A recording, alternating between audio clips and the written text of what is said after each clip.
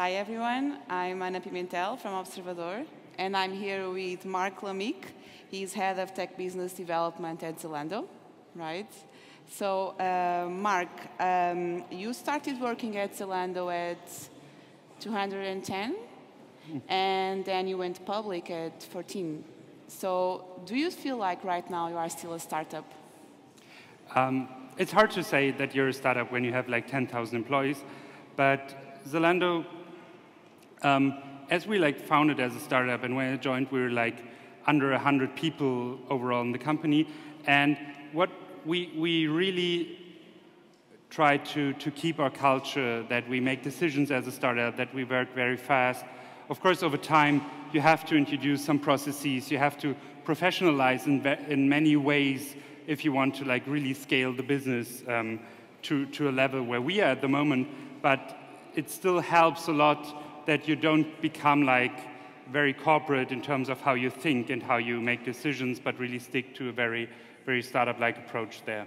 So you don't think that your culture has changed? Of course it changed over time, and what was always the hardest things for us is to bring back agility and bring back fast iterations and fast decisions to the company. So actually, over time, when we realized, okay, now we're getting a bit stuck in processes or getting stuck in a very kind of corporate acting, we always thought about how can we change it. So we introduced radical agility in our technology team last year, where we really started from scratch and see how can a very radical, a very agile way of working look like in a company with over 1,000 people working in the tech department. And I think we found a really good way looking at a lot of role models out there in the world, and then found a good way for us how to work and stay agile, stay active, even with a lot of people in the company. So do you think that right now those are your main challenges at Zalando? I think there are many challenges, and I think keeping the culture, keeping agile and fast is one of them. And one of the important things is, as a company, you always have to reinvent yourself. And I think we don't want to make the mistake to be stuck in the business model and in the idea our founders had 8 years ago, but really to reinvent the company. I think hopefully a lot of you have heard from Zalando being towards a platform company, really changing the strategy there, want to be like the operating system of fashion. And this is really a change from being a wholesale retailer, which is still a big part of the business. But if you don't reinvent yourself as a company, a lot of people will overtake. So it's startups will always be faster than bigger companies, will always can be more innovative, can be quicker on a lot of things, so you always have to reinvent yourself to stay fast and focused. And you are talking about reinventing the company. I know that last year you did a move in your company strategy, right? So can you tell a little bit more about that? Yeah. That's the move towards the platform. So we started on the brand side already 2 years ago, when we introduced a product called Brand Solutions, where we work very close together with the fashion brands, really help them to be successful online. A lot of fashion brands come from a very traditional way of working, and we work very close together with them to help them being successful on the online side. On the other hand, we have built a lot of products in our technology platform and also in our operations that are very valuable for our partners to work with. So we have a huge logistics network. We do a lot of stuff on the payment side. We have a media solutions company. So we can really help and share our knowledge and our products with other companies and help them to work on the platform. And this is really where the company should be in the next years. So you'll be working with startups? We are working with startups. I think the first big introduction was last year at Slush, where our founder said, okay, now it's your turn to work with us. And this is something we now going to drive heavily over the next month, is to see how we can work together with startups, how we can support entrepreneurs that want to found a startup in the fashion space. It's still the hurdles are quite high to be really successful in fashion and e-commerce, and we want to help startups with the platform we have, with the knowledge we have, to be successful and to be part of the fashion. And how are you looking for these startups? Well, we work very startup-like. So first thing is to tell the people, well, we are doing something like this, and approach startups to join us on a beta phase. So we're now starting in a very individual approach with some startups. Some maybe download an app called Amaze. It was a product by a startup founded in Munich. They built on our platform, and this was actually one of the first external ideas that developed on our platform. In the end, we bought this company just a couple of weeks ago. Mm-hmm. And Marc, you have started as a product manager, right? And now you are head of tech business development. So how has Zalando product evaluated over the time? Yeah, when I started, we still used Magento as our e-commerce solution, as our main product. We at that time already were the biggest Magento installation worldwide, and realized, okay, this is not going to scale. So the first years were really about how can we keep the product running while scaling 100% month over month. So the visits grew so fast that we really, most of the time, just kept the platform going, just really built software so fast that we can keep up with the fast scaling of the business. And the challenge is always, how can you stay innovative, and how can you still get new features in, and how can you still put the customer into focus? So this is always, especially in the scaling phase, I don't know if there's an approach where you can have 100%, if you can be 100% successful in both, and really scale very, very fast if your business runs well, and always keep a very customer-focused approach. I think we found a good way on that, but then after we managed this big hurdle to build a platform that's scalable, then we really took the step to put the customer in the focus and work really with methodologies that some of you may hear of design thinking or lean startup, or we have a lot of derivations going towards product management, and really have a very, very organized and data-based approach on how to build a product and how to really validate it with your customers, because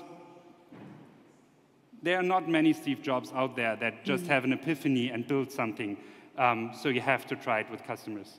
So, and what do you think, like, when you are listening to your customers, what's the most important thing?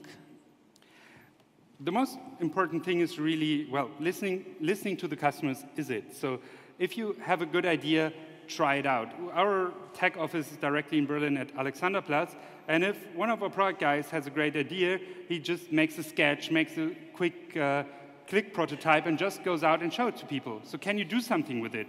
And if like 10 of 10 people says, okay, what's that, and would never use this, you have quite a good indication that this is most probably not going to be so successful in that way. So just talk to the customers and get out of the building, and don't only talk to yourself or your peers in the company. Okay, and what do you think that are the metrics that matters the most?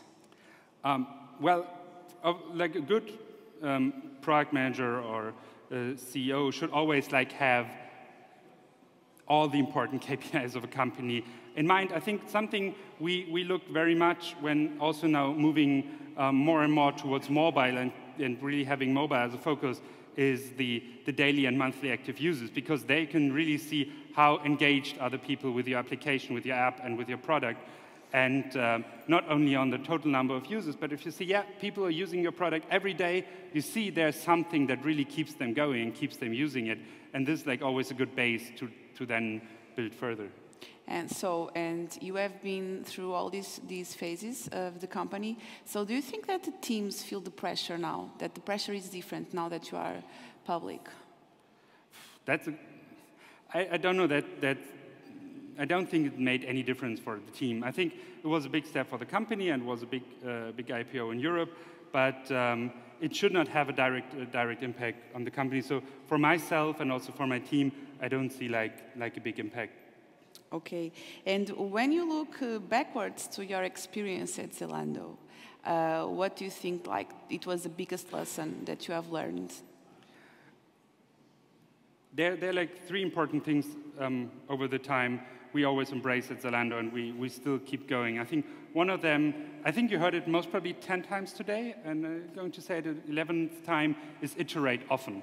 There's a first solution is very seldomly the best one, so you really have to iterate over that, and you really have to do it often and really keep going on that. I think the second one is be ready to fail.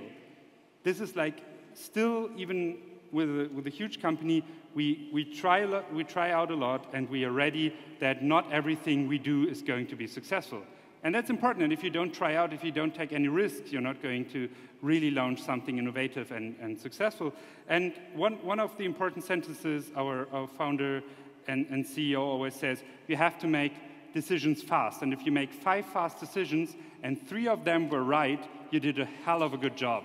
So this is, you're going to make wrong decisions, and you're going to make a lot of them. If you still make more right decisions than wrong ones, you're still doing a good job. And if you're so risk-averse and not make these decisions, you have no chance to really win and to really be successful. But at Zalando, how do you deal with the wrong decisions, with the failures? The thing, when someone makes mistakes, and everyone did this, and I can count the many mistakes that are potentially critical in terms of the customer. When I once made a mistake which caused like a lot of orders not being developed from the right warehouse, and people, a lot of customers would have gotten the wrong items, the thing my colleagues did, and especially also the colleagues in the operations, they did not go and finger point on the stupid tech guys that made a mistake, but they said, okay, let's fix this one and let's see how we can do it. So everyone worked like 24/7 to get the best experience for the customer and make the impact on the customer as small as possible, and then do like a lessons learned afterwards, but not start like finger pointing between like divisions and say, okay, yeah, this tech guy failed again, so now they have to like clean it up, but rather say, okay, now, well, there's a mistake and shit happens, now let's see how we can fix this as a big team and how we can really keep the customer impact small. And at the end, we talk about what we can make better next time. Okay. How many people work at Zalando? In total, over 10,000. Okay, but do you think that the relationship between people has anything changed with the founders, the teams, since you did the IPO? Of course, the company gets bigger, and sometimes not everyone meets the founders like when they get introduced. When I joined, I just made a tour through the office and met everyone who was working at Zalando, which is cool, and which is like, I think, the way everything goes at a startup. But one thing that's really important for us, we don't make hierarchies at the most important thing in the company. Our founders and management board, they still sit in the big office like every one of us. They have no like special floor or something like that. And this is really what keeps the company. Everyone can talk to them. So there's no, you can only talk to the people next to you in your hierarchy, but it's still a very, very open communication. And we really foster this open communication in the company. And it's hard. You always have to find the thin line between you have to have some processes and you have to have some structure. You cannot like manage 10,000 people without having a structure and without having some processes, but you always have to see, okay, what processes are necessary and what processes are just maybe there to keep someone's lives a bit easier. And the most important thing, which is one of the 4 principles of radical agility, the methodology, how we work, is trust.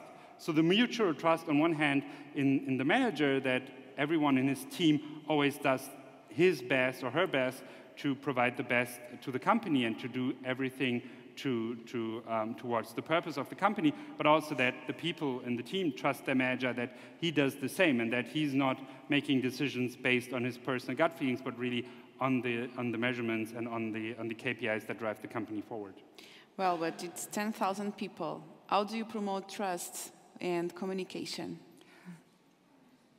Of course, you have a lot of people. To be be clear, out of the 10,000, around 6,000 are in operations.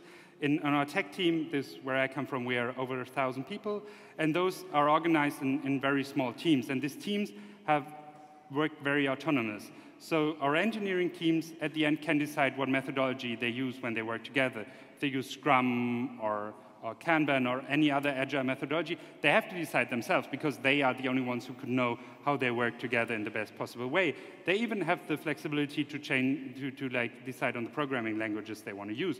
Of course, they get challenged by architects and they get challenged by others if this is really the right decision, and they get some challenging questions. But if they, in the end, say, okay, they could say this is the best one, and we have these arguments for that, then they should just do that. And the overall thing, how you can also get stuff together and get people with like several interests that are similar together, is like a model that we did not invent. It was more or less invented by Spotify. It's called guilds.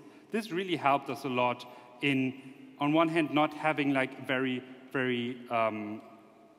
strict structure, but still getting people together. So we have guilds for like everything. There's, on one hand, guilds that are rather more on the fun part. So we like football, or we like to go out and sing, and we have like some bands. But on the other hand, we also have guilds that work on a very important part of the platform. We have an API guild that consists not of the managers or the most senior engineers, but really the best ones that know about APIs. And they, in the end, decide on how the basic structure on our API approach is.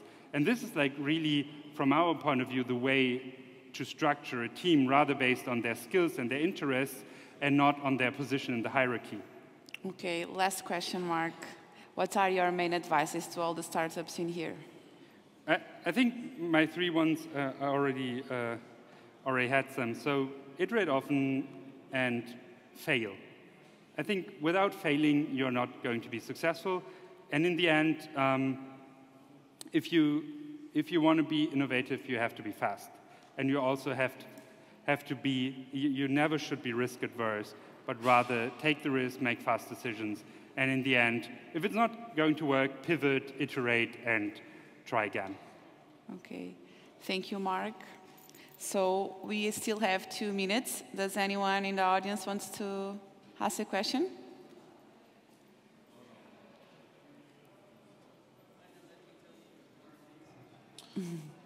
Hi, my name is Andre. I wanted to ask a little bit about your product management techniques and what kind of tools you use. How big is your product management team, and a little bit to get a little bit more insight on Zalando's product management team. Thanks. We have, I don't know the right number, but over 50 people working in product management. They are not in the engineering teams, but it's a separate organization with us. It's part of the Radical Agility structure. And the product owners are really working very closely on the business side and really being 100% responsible for the product as itself. In terms of methodologies, product research and customer research is one of the most important parts.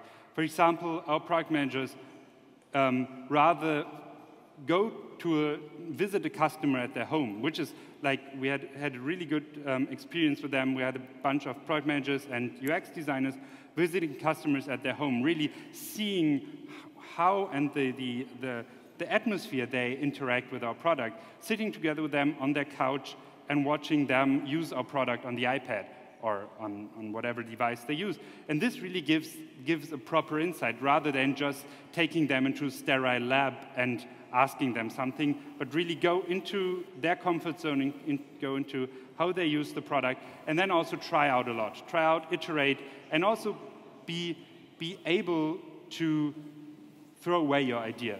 I think this is something product managers are always, it's hard for product managers. They think they have a great idea, they try to stick with it too long, instead of realizing this is not going to work. I have to pivot and do something else and find a better solution. Okay, thank you, Marc. Thank you all. I hope you are all having a great time here in Lisbon Investment Summit. I would just like to say thank you to Beta High for having invited me, and see you later. Bye. Thank you. Thank you. This is how you manage time. She's a journalist, she knows.